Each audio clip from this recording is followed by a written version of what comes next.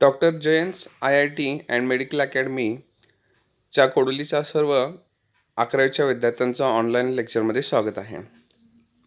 आपण बघतोय पहिला chapter units and measurements. Last लेक्चरला आपण बघितलेलं आहे सिग्निफिकंट फिगर्स, ज्याच्यामध्ये तुम्हाला दिलेल्या नंबरमध्ये महत्त्वाचे नंबर्स किती आहेत ते फक्त सांगायचं आहे. आणि दुसरं आपण बघितलं ऑर्डर ऑफ मॅग्निट्यूड. त्याच्यामध्ये दिलेला नंबर तुम्हाला 0.च्यामध्ये कन्वर्ट करून डेसिमल पॉईंटची पोझिशन चेंज करून तुम्हाला 10ची पॉवर किती आहे, इंडेक्स किती आहे 10चा, तो सांगायचा असतो. आज आपण पुढे जाऊया. आज आपल्याकडे आहे combination of errors. Combination of errors हा मल्टिप्लिकेशनसाठी, ॲडिशनसाठी, सबस्ट्रॅक्शनसाठी, आणखी डिव्हिजनसाठी, म्हणजे आपण वेगळ्या फिजिकल क्वांटिटी घ्यायच्या, त्यांचं आपल्याला कधी कधी डिव्हिजन करावं लागते, मल्टिप्लिकेशन करावं लागते, त्यासाठी आहे. आणि मग त्याच्यामुळं जे काही व्हॅल्यू तुमची वर खाली होणार, जे काही आन्सर तुमचं थोडंफार मागे पुढे होणार, म्हणजे त्याच्यामध्ये एक छोटासा एरर येणार कॅल्क्युलेशनमध्ये, तो कसा काढायचा त्याच्यासाठी हे आहे. ओके, एक्झाम्पल्स बघितलं तुमच्या ते पटकन लक्षात येईल. तुमच्या समोर आहे कॉम्बिनेशन ऑफ एररची definition. Derived quantities may get errors due to individual errors of fundamental quantities. Such type of errors are called as combined errors. Derived quantity कशापासून बनलेली असतात? Fundamental quantity. आणि ह्या फंडामेंटल क्वांटिटीमध्ये काय जर एरर असेल, त्याच्या कॅल्क्युलेशनमध्ये काही चूक झाली असेल, त्याच्या मेजरमेंटमध्ये जर काही चूक झाली असेल, तर मग त्याच्यापासून बनलेली डिराइव्ड क्वांटिटी तिच्यामध्ये पण एरर येणार, साहजिकच आहे. उदाहरणार्थ, जर आपण समजा वेलॉसिटी कॅल्क्युलेट केली तर आपल्याला कोणावरती डिपेंड राहावं लागते? आपल्याला दोन फंडामेंटल क्वांटिटी वापरावं लागतात, distance divided by time. Distance म्हणजे लेंथ, टाईम म्हणजे टाईम.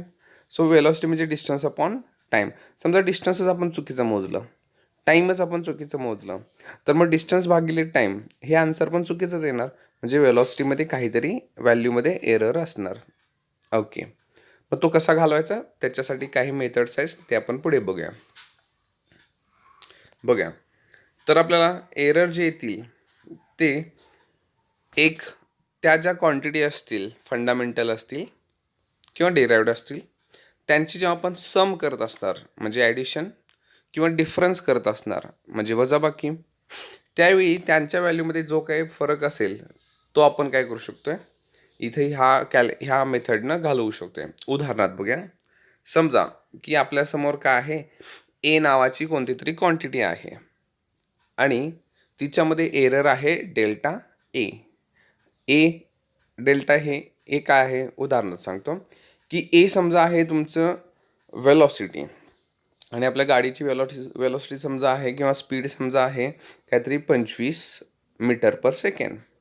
मग डेल्टा ए काय आहे, तर त्या व्हॅल्यूमध्ये प्लस मायनस थोडंफार काहीतरी बदल. म्हणजे आपण सहसा बोलीभाषेमध्ये म्हणत असतोय की हे तुम्हाला पाहिजे तेवढ्या शेंगा घ्या आणि अनेक 2 मुठी टाका, तेवढंच 1-2 मुठी शेंगा वरती खालती.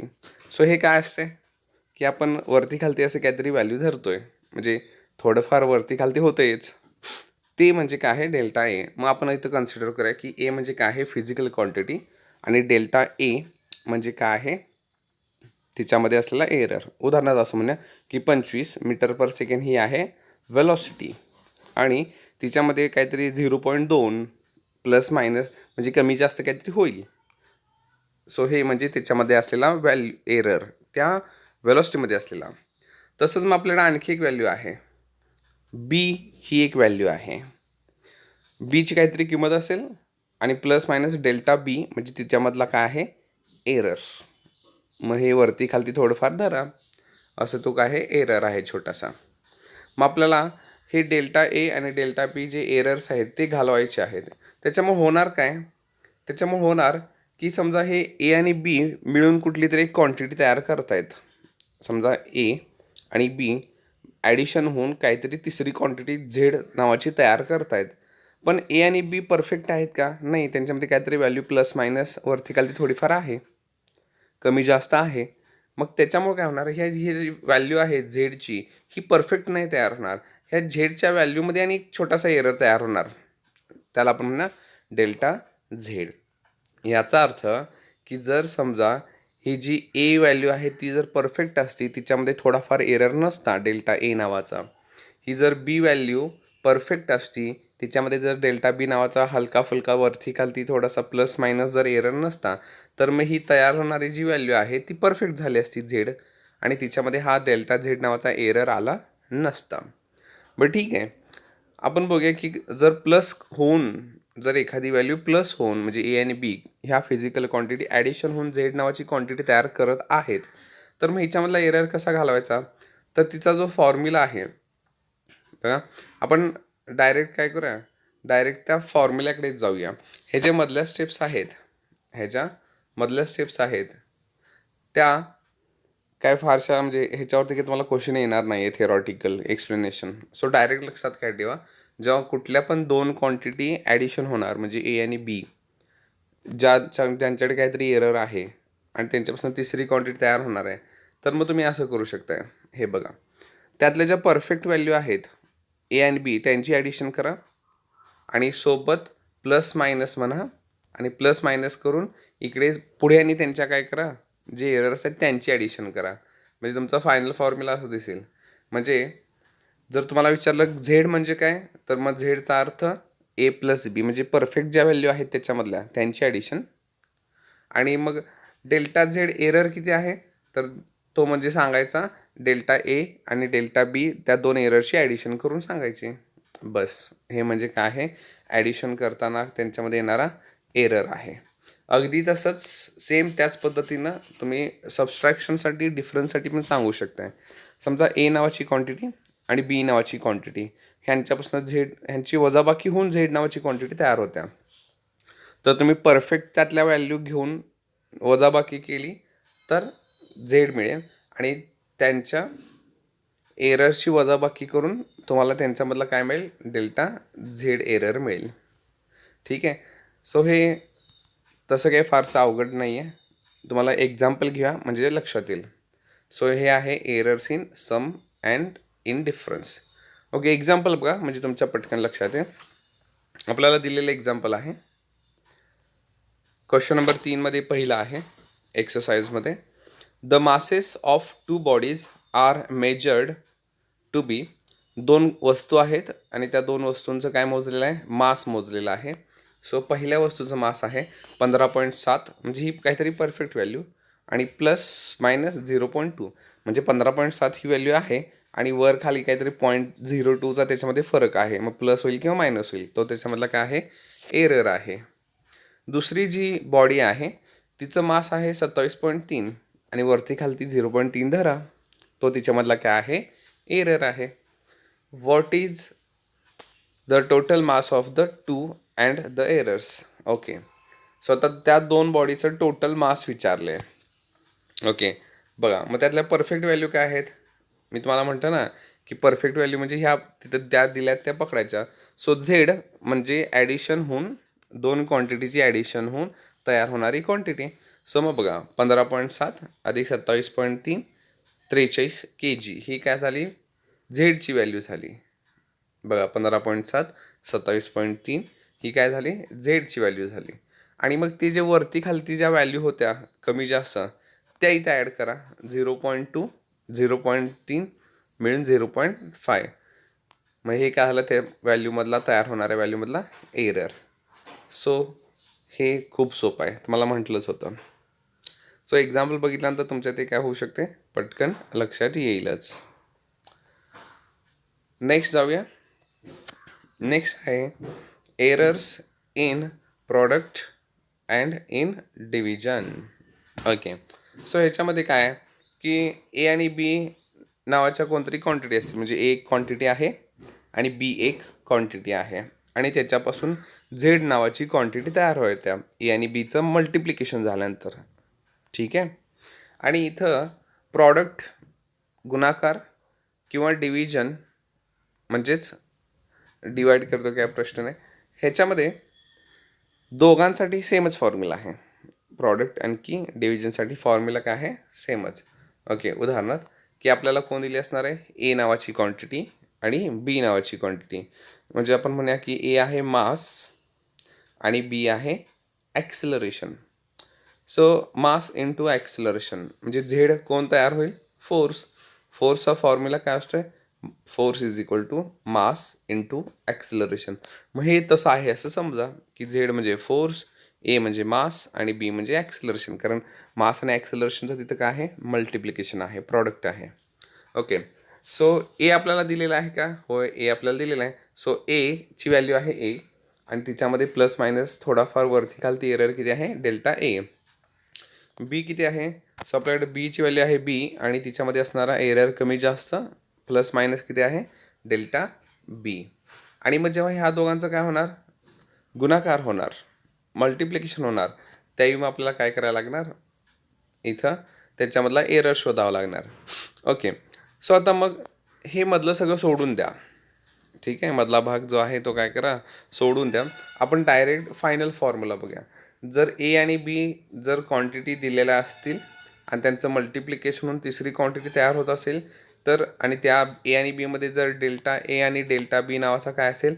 एरर असेल, तर मग तुमच्याकडे फॉर्म्युला असेल हा. ओके, दिसतंय समोर.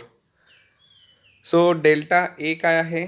एरर, जो तुम्हाला दिलेल्या गिवन डाटामध्येच सापडेल, डिवायडेड बाय ए, ती काय आहे? परफेक्ट व्हॅल्यू, प्लस डेल्टा बी काय आहे? बी व्हॅल्यूमध्ये असणारा एरर, तो आपल्याला दिलेल्या एक्झाम्पलमध्येच मिळेल, डिवायडेड बाय काय आहे? बी. आणि ह्याच्यामुळं काय तयार होईल इकडं? Delta Z upon Z. हे आपली काय होईल? एरर कॅल्क्युलेट होऊन जाईल इकडे. सो लक्षात काय ठेवणार तुम्ही? फक्त हे लक्षात ठेवा की जेव्हा दोन व्हॅल्यूंचं मल्टिप्लिकेशन होऊन तिसरी व्हॅल्यू तयार होणार आहे आणि त्याच्यामधला एरर जर आपल्याला शोधायचा असेल तर आपल्याकडे आहे हा फॉर्म्युला. हा फॉर्म्युला. ओके, टाईड हेच लक्षात ठेवा. मधलं ते एक्सप्लेनेशन तुम्हाला तुमच्याकडनं काही एक्सपेक्टेड नाही आहे. तुम्हाला त्याच्यावरती एक्झाम्पल काही रिटर्न क्वेश्चन काही विचारलं जाणार नाही. तुम्हाला फक्त हे कॅल्क्युलेशन्स करायचं आहे. ठीक आहे. आणि डिव्हिजन असेल तरी पण हेच, डिव्हिजन असेल तरी पण काय असणार आहे? हाच फॉर्म्युला असणार आहे. म्हणजे इथं फक्त काय होईल? इथं A into B is equal to Z म्हटले, त्याच्याऐवजी काय असेल? A divided by B is equal to Z असेल. तरी पण तुमचा फॉर्म्युला काय असेल? हाच असेल. ओके, म्हणजे मल्टिप्लिकेशन असेल किंवा डिव्हिजन असेल, करायची प्रोसेस हीच आहे. ओके, उदाहरणात बघा, एक्झाम्पल घेऊया म्हणजे आपल्याला लक्षात येईल. बघा, एक्झाम्पल आहे क्वेश्चन नंबर 3मध्ये दुसरा. Okay, the distance travelled by an object, एक वस्तू आहे, तिनं कवर केलेलं, पूर्ण केलेलं डिस्टन्स आपल्याला दिलेलं आहे. इन टाईम 10 प्लस 100 म्हणजे ही व्हॅल्यू परफेक्ट टाईम आहे आणि प्लस मायनस 1 म्हणजे वरती खालती 1 सेकंड, हे काय झालं? टाईम दिलेला आहे. 100 प्लस मायनस 1 सेकंड हे काय दिलेलं आहे? टाईम इज 5.2 प्लस मायनस 0.1 आणि ट्रॅव्हल केलेलं डिस्टन्स किती आहे? 5.2. ही झाली परफेक्ट व्हॅल्यू आणि तिच्यामध्ये कमी जास्त प्लस मायनस किती आहे? 0.1 म्हणजे हा झाला डिस्टन्समधला एरर, मीटर. सो डिस्टन्स म्हणजे हे आणि टाईम म्हणजे हे. What is the speed and it's maximum relative error. Okay, आता इथं नुसता एरर नाही विचारलेला. स्पीड ठीक नाही, स्पीड आपण कॅल्क्युलेट करू शकतो आहे. स्पीड कॅल्क्युलेट करण्यासाठी तुम्हाला काय लागतं आहे? डिस्टन्स आणि टाईम, आणि मग ते दिलेलंच आहे आपल्याला. आता इथं वेगळं काय तर विचारलं आहे, तर इथं विचारलं आहे रिलेटिव्ह एरर. आता रिलेटिव्ह एरर तुम्हाला कुठे झाला आहे का? यस, एस्टिमेशन ऑफ एरर्स नावाचा जो पॉईंट आपला झाला मागच्या 2 लेक्चरपूर्वी, त्याच्यामध्ये बघा relative errors, percentage errors, absolute errors, mean absolute errors, त्याच्यामध्ये रिलेटिव्ह एरर्स होता. ओके, तो इथं कॅल्क्युलेट करायचा आहे. सो आपण बघूया, तुम्ही एखादी एक्झाम्पल म्हणजे तुम्हाला ते रिलेटिव्ह एरर लक्षात येईल. ओके, सो काय आहे? डिस्टन्स दिलेला आहे, मग डी म्हणजे परफेक्ट डिस्टन्स 5.2 आणि डेल्टा डी म्हणजे डिस्टन्समधला एरर आणि तो किती आहे? 0.1. T plus minus delta T, T म्हणजे काय दिलं आहे? टाईम किती आहे? 100 सेकंड आणि डेल्टा टी म्हणजे एरर, तो किती आहे? 1 सेकंड.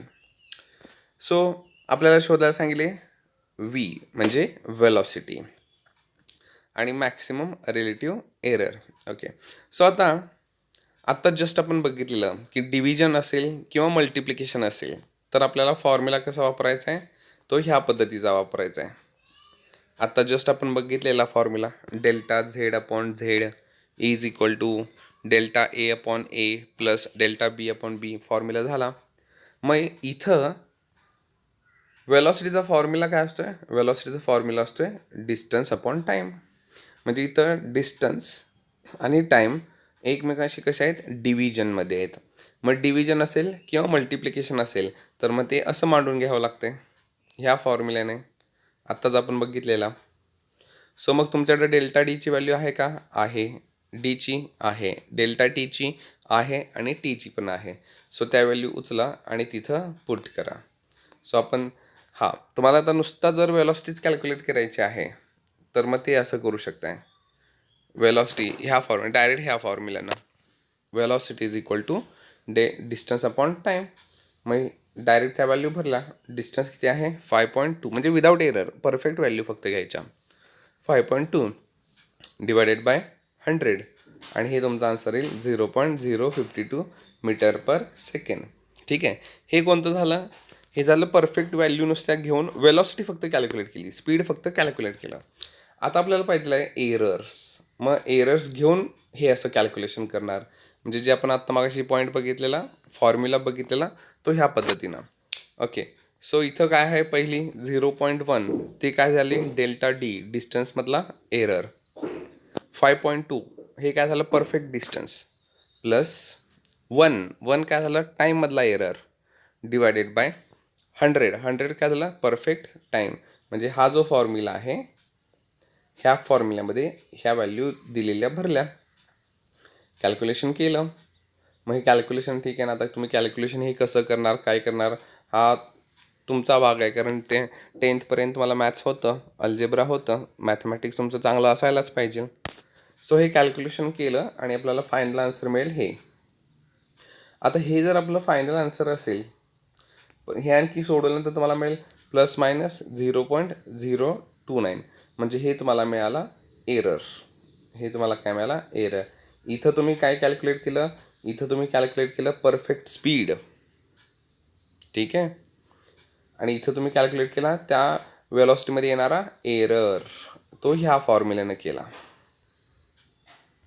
आणि मग आता तुमच्याकडे दोन्ही पण व्हॅल्यू आहे. स्पीड आहे 0.052 आणि एरर आहे 0.029. सो हे झालं डिव्हिजनसाठी की तो तुम्ही दिलेला फॉर्म्युला कसा वापरणार. हा फॉर्म्युला आपण वापरला. एच्या जागी दिलेलं होतं डिस्टन्स, बीच्या जागी दिलेलं होतं टाईम आणि झेड म्हणजे वेलॉसिटी कॅल्क्युलेट करायचं होतं. तेच ह्या एक्झाम्पलमध्ये होतं. ओके, पुढे जाऊया.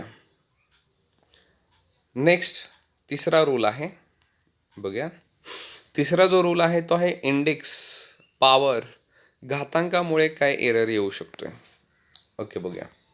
जर समजा की ए नावाची कुठली तरी क्वांटिटी आहे आणि तिचा क्यूब केल्यानंतर झेड नावाची क्वांटिटी तयार होत्या. म्हणजे इथं क्यूब म्हणजेच इंडेक्स आहे. क्यूबचा अर्थ ए म्हणजे इथं 3 क्वांटिटींचा काय होणार? मल्टिप्लिकेशन. मग ह्या रूलच्या आधी 2 नंबरचा रूल आपण काय बघितलेला? मल्टिप्लिकेशनसाठीच बघितला. मग तिथं आपण असं म्हटलेलंच का की error divided by perfect value, error divided by perfect value, error divided by perfect value. म्हणजे इथं 3 वेळा तुम्हाला काय करावं लागणार? मल्टिप्लिकेशन करावं लागणार. आत्ताच नाही का आपण हा फॉर्म्युला बघितला, error divided by perfect value plus error divided by perfect value. जेव्हा आपल्याला काय करायचं होतं? ए गुणिले बी करायचं होतं त्यावेळी. मग इथं तर काय आहे? ए गुणिले ए. मग इथं 3 वेळा तसं होणार. Delta A divided by A, delta A divided by A, delta A divided by A, म्हणजे 3 वेळा होणार. मग 3 वेळा होणार म्हणजे आपल्याला काय करायला पाहिजे? त्याच्याऐवजी मग आपण असं करू शकतोय, हे असं लिहिण्याच्या ऐवजी डेल्टा ए डिवायडेड बाय 3 वेळा लिहायच्या ऐवजी हेच आपण असं लिहिलं तर, इथं यांच्या जागी आपण 3 लिहिलं तर तरी पण चालते ना. ह्यांची ॲडिशन काय होणार? ह्यांची ॲडिशन किती होणार? डेल्टा ए डिवायडेड बाय ए ह्याची ॲडिशन 3 वेळा होणार म्हणजे 3 डेल्टा ए अपॉन ए अशीच होणार. सो इंडेक्सला आपण इथं एन म्हणूया, इंडेक्सला आपण इथं काय म्हणूया एन, म्हणजे इकडे हा फॉर्म्युला. समजा ए नावाची कुठली तरी क्वांटिटी दिली आणि तिचा काहीतरी घातांक आहे एन, आणि त्यांचं घातांक वगैरे सोडवल्यानंतर मग झेड नावाची क्वांटिटी तयार होणार आहे. तर मग ह्याच्यासाठी लक्षात ठेवा, डायरेक्ट फॉर्म्युला लक्षात ठेवा. जर असं असेल, इंडेक्स असेल आणि त्याच्यापासून क्वांटिटी तयार होत असेल, तर मग त्याचा डायरेक्ट फॉर्म्युला हा लक्षात ठेवा. ह्या फॉर्मॅटमध्ये आपल्याला ते सोडवायचं आहे. ठीक आहे. सो आता आपल्याकडे काय झाले, 3 प्रकारचे फॉर्म्युले झाले. पहिला आपण बघितलं ॲडिशन सबस्ट्रॅक्शनसाठी, नंतर आपण बघितलं मल्टिप्लिकेशन डिव्हिजनसाठी, आणि आता आपण बघितलं इंडेक्ससाठी हा फॉर्म्युला. ठीक आहे. आपण एक्झाम्पल सोडवायला घेऊया म्हणजे आपल्याला लक्षात येईल. इथं त्यांनी आणखी एक आयडिया सांगितलेली आहे की समजा झेड नावाची क्वांटिटी आहे आणि ती ए, बी आणि सी ह्या क्वांटिटीपासून बनणार आहे. ठीक आहे. तर मग इथं आपण आत्ता जसं वरती म्हटलं की एन असल्यानंतर काय करायचं इंडेक्स, तसं इथे इंडेक्स पण आहे पी, क्यू आणि आर. एचा इंडेक्स आहे पी, पीचा आहे क्यू आणि सीचा आहे आर. तर मग हे आपण कसं मांडणार, हे आपण मग असं मांडणार. सांगितलं त्यांनी की इंडेक्सला काय करायचं, असं समोर घ्यायचं, म्हणजे पीला समोर घेतलं आहे आणि त्या ए क्वांटिटीच्या error divided by perfect value.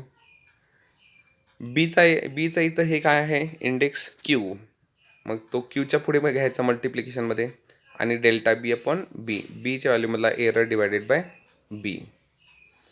सीचा इंडेक्स किती आहे आर, मग इथं आर समोर घेतलं आणि सीच्या व्हॅल्यूचा error divided by C. So हा आहे, ह्या फॉर्म्युला जर असा असेल तर असं होईल. हे नुसतं जर Z is equal to A raise to N असेल तर असं होईल, एकच क्वांटिटी असेल तर. इथं 3 क्वांटिटी आहेत त्यामुळे हे असं 3 वेळा ॲडिशन झालं आहे. ठीक आहे. सो फारसं अवघड नाही आहे काय, ह्याच्यामध्ये न समजण्यासारखं असं काहीच नाही आहे. बघा एक्झाम्पल बघूया. सो एक्झाम्पल आहे क्वेश्चन नंबर 3मध्ये 7वा. Find the percentage error in kinetic energy of a body having mass. काय शोधायला सांगितले, पर्सेंटेज एरर. पर्सेंटेज एरर झाले का आपल्याला, येस झाले. आपण इथं कॅल्क्युलेट करतोय, आपण हे जे कॅल्क्युलेट करतोय हे म्हणजेच रिलेटिव्ह एरर आहे. हे म्हणजेच काय आहे, रिलेटिव्ह एरर. बघा ना, relative error delta Z upon Z relative error आहे, delta Z upon Z relative error आहे. आत्ता आपण हे लास्टच्या एक्झाम्पलमध्ये जे कॅल्क्युलेट केलं डेल्टा व्ही अपॉन व्ही, हे म्हणजे पण काय रिलेटिव्ह एरर. मग आपल्याला माहिती आहे का की पर्सेंटेज एरर काय असते, तर पर्सेंटेज एरर म्हणजे काय, रिलेटिव्ह एररला फक्त 100ने काय करायचं असते, मल्टिप्लाय. 100ने मल्टिप्लाय केलं की पर्सेंटेज एरर. आपण बघितलं आहे एस्टिमेशन ऑफ एरर्स पॉईंटमध्ये. बस, म्हणजे इथं काय वेगळं करायचं नाही, दिलेल्या फॉर्म्युल्यानं गणित सोडवायचंच आहे, फक्त शेवटी काय करायचं आहे 100ने मल्टिप्लाय करायचं आहे. बस, हे म्हणजे केलं की पर्सेंटेज एरर मिळून जाईल. ओके, बघूया. सो काय शोधायला सांगितले, कायनेटिक एनर्जी अशा बॉडीची जिचं मास किती आहे, मास दिलेला आहे. मास किती दिलं आहे 60, ही झाली परफेक्ट व्हॅल्यू मासची. आणि प्लस मायनस 0.3 हा काय झाला डेल्टा यम.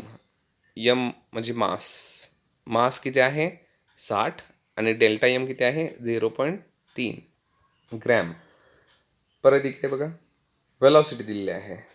सो वेलॉसिटी किती आहे 25 म्हणजे व्हीची व्हॅल्यू. आणि डेल्टा व्ही वेलॉसिटीमधला एरर किती आहे 0.1 सेंटीमीटर पर सेकंड. दोन्ही पण CGS युनिटमध्ये आहे, सो काही टेन्शन नाही कन्व्हर्जनचा. ओके, बघूया. सो मास किती आहे 60, वेलॉसिटी किती आहे 25, डेल्टा एम मासमधला एरर किती आहे 0.3, डेल्टा व्ही वेलॉसिटीमधला एरर किती आहे 0.1. ओके, सो आपल्याला काय करायचं आहे पर्सेंटेज एरर. मग दिलेल्या फॉर्म्युल्यानुसार काय करा, दिलेल्या फॉर्म्युला म्हणजे ह्या फॉर्म्युल्यानुसार असं. सो आपल्याला माहिती आहे कायनेटिक एनर्जीचा फॉर्म्युला काय असतो, 1/2 mv². 1/2 mv². ठीक आहे. म्हणजे इथं मास आणि वेलॉसिटीचं काय असते मल्टिप्लिकेशन, मास गुणिले वेलॉसिटीचा स्क्वेअर. सो ते असं होणार का बघा, हे दोनचा विचार सोडून द्या. पहिला काय बघूया, delta M upon M plus delta B upon V. हे काय झालं, मल्टिप्लिकेशनमध्ये आहेत म्हणून आपण असं लिहिलं, म्हणजे दुसऱ्या रूलनुसार. आणि इथं 2 का आलं हे व्हीच्या, कारण वेलॉसिटीला काय असतो, इंडेक्स. कायनेटिक एनर्जी कॅल्क्युलेट करत असताना कायनेटिक एनर्जीचा फॉर्म्युला असतोय 1/2. 1/2 सोडून द्या, कारण ते काय आहे, कॉन्स्टंट आहे, ते काही ह्याच्यामध्ये येणार नाही आहे. मास गुणिले वेलॉसिटीचा स्क्वेअर. मग हे मास इकडे आणि वेलॉसिटीचा स्क्वेअर आहे, म्हणजे इंडेक्स आहे वेलॉसिटीला, तो वेलॉसिटीचा इंडेक्स समोर येणार. इथं आला यांच्या जागी, सॉरी इथं 2. सो आणि आपल्याला पाहिलं आहे पर्सेंटेज. हे झालं रिलेटिव्ह एरर. हे एवढंच म्हणजे काय झालं, रिलेटिव्ह एरर. आणि त्याला गुणिले फक्त 100 केले पर्सेंट, म्हणजे हे काय झालं, पर्सेंटेज एरर. हा फक्त काय झाला, एवढा रिलेटिव्ह एरर.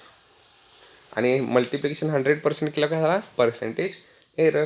मग डेल्टा एमची व्हॅल्यू आपल्याकडे आहे, एमची आहे, डेल्टा व्हीची आहे आणि व्हीची पण आहे. सो त्या व्हॅल्यू इथं पुट करा. हे कॅल्क्युलेशन तुम्ही सोडवलं आणि इंटू 100 केलं की तुम्हाला फायनल आन्सर मिळेल हे 1.3%. सो हे झालं पर्सेंटेज एरर. बघा, हे मांडत असताना आपण दोन्ही रूल वापरलेले आहेत. मल्टिप्लिकेशनचं रूल पण वापरलं आहे आणि इंडेक्सचा रूल पण वापरला आहे. सो हे आहे क्वेश्चन नंबर 3 मधला 7वा. अजून एक आहे आपल्याकडे, बघा इकडे. सो इथं काय आहे, एक सिलेंडर दिलं आहे, त्या सिलेंडरची लेंथ दिलेली आहे, लेंथ सांगितलेली आहे 4 आणि तिच्यामधला एरर आहे 0.001 म्हणजे डेल्टा एल. रेडियस दिलेला आहे 0.0250. ही झाली रेडियसची परफेक्ट व्हॅल्यू. आणि व्हॅल्यूमध्ये एरर किती आहे, 0.01001 म्हणजे झालं डेल्टा आर. आणि मास दिलेला आहे, आणि मास किती आहे 6.25 म्हणजे परफेक्ट व्हॅल्यू. आणि 0.001 ही काय आहे, तिच्यामधला एरर म्हणजे डेल्टा एम. काय कॅल्क्युलेट करायला सांगितलं, calculate the percentage error in the determination of density. इथं पण परत काय सांगितलं, डेन्सिटी, सॉरी इथं पण काय सांगितलं परत, पर्सेंटेज एरर. ओके, बघूया. सो काय काय आहे, लेंथ दिलेली आहे, आर दिलेला आहे, एम दिलेला आहे. लेंथ किती 4, रेडियस किती 0.0250, मास किती 6.25, डेल्टा एल किती, डेल्टा एल म्हणजे 0.00 एरर. रेडियसमधला एरर किती, डेल्टा आर 0.001च. मासमधला एरर डेल्टा एम किती 0.01. ठीक आहे. सो तुम्हाला आता समजू शकते की पहिल्या दिलेल्या म्हणजे परफेक्ट व्हॅल्यू आणि प्लस मायनस केलेल्या त्या व्हॅल्यूमधल्या काय आहेत, एरर्स. सो इथं बघूया, पहिला आपल्याला काय कॅल्क्युलेट करायला सांगितलं आहे, volume percentage error in the density. Okay. So density calculate करण्यासाठी बघा इथं आहे, डेन्सिटीचा फॉर्म्युला काय असते, density is equal to mass upon volume. Density म्हणजे काय आहे, मास अपॉन व्हॉल्यूम. मग इथं हे रो सिम्बॉल आहे, हा जो सिम्बॉल आहे तो 9 सारखा दिसतोय, मराठी 9 सारखा, तो काय आहे, रो, तो म्हणजे डेन्सिटी. आणि मास अपॉन व्हॉल्यूम म्हणजे डिव्हिजन. मग डिव्हिजन असेल तर कसं लिहायचं असते, असं मांडायचं असते. हे जे समोर मांडलेलं आहे अशा पद्धतीनं आपण 2 नंबरच्या रूलमध्ये बघितले. मल्टिप्लिकेशन असेल किंवा डिव्हिजन असेल तर असं मांडणार. सो मास अपॉन व्हॉल्यूम, मग मास ही पहिली क्वांटिटी अपॉन व्हॉल्यूम, मग ती मांडताना अशी मांडणार ना. सो ही मांडून घेतली. पण आपल्याला पाहिजे व्हॉल्यूम, व्हॉल्यूम दिलेलं नाही आहे, मास दिलेला आहे, व्हॉल्यूम नाही दिलेला. मग पहिलं आपल्याला कॅल्क्युलेट करायला पाहिजे व्हॉल्यूम.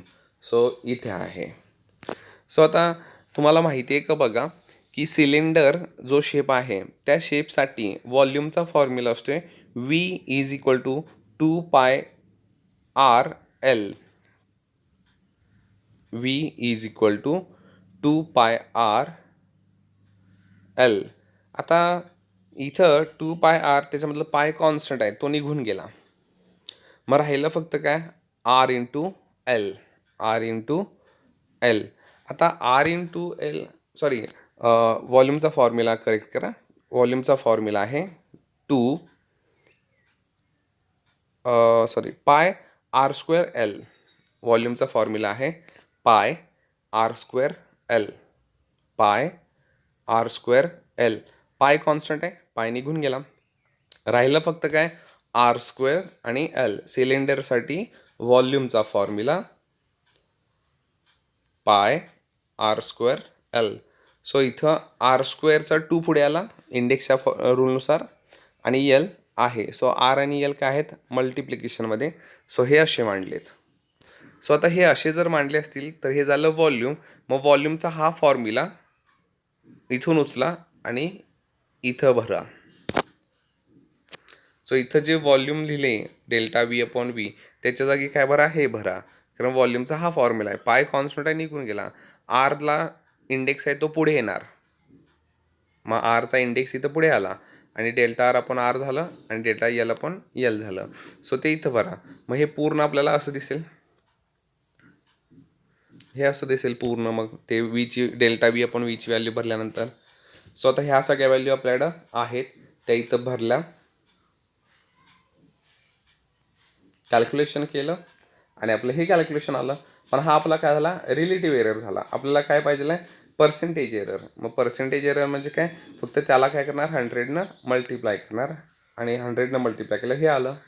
सो हे झालं आपलं पर्सेंटेज एरर. ठीक आहे. सो हे सोपं होते, बघून घ्या जरा अशा. आणि इथं आपला चॅप्टर पहिला संपतोय. दिलेले सगळे व्हिडिओज पुन्हा एकदा बघा, सगळं समजून घ्या, त्याच्या नोट्स तयार ठेवा. सोमवारपासून तुम्हाला ह्याच्यावरती असाइनमेंट्स दिल्या जातील. Thank you class.